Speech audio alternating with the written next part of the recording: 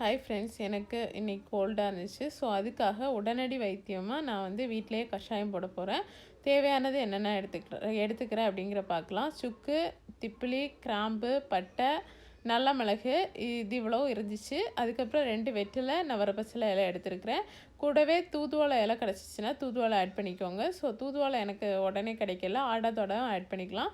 So already நம்ம ஒரு video post பண்ணியிருந்தோம், கஷாயம் உடனடி சளிக்கு வந்து மருந்து என்ன அப்படின்னு சொல்லிட்டு வீட்டிலேயே பண்ணலாம் அப்படின்னு.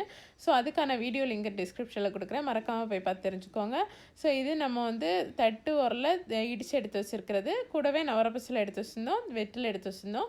ஸோ இது காய்க்கிறதுக்கு தேவையான கருப்பட்டி எடுத்துக்கோங்க. ஸோ சுத்தமான உடன்குடி கருப்பட்டி தான் நான் வச்சுருந்தேன். ஸோ அதில் வந்து தூசு துப்பு எதுவுமே கிடையாது, நார்மலாக கூட சாப்பிட்லாம். அது நல்லா கருப்பட்டிங்கிறனால நான் அப்படியே போட்டுக்கிறேன். அதுவும் இல்லாமல் நம்ம வடிகட்டி தான் எடுக்க போகிறோம். ஸோ அதனால் பிரச்சனை கிடையாது தூசு இருந்தாலும். அதனால் நல்லா கொதிக்கட்டும். நம்ம வந்து தேவையான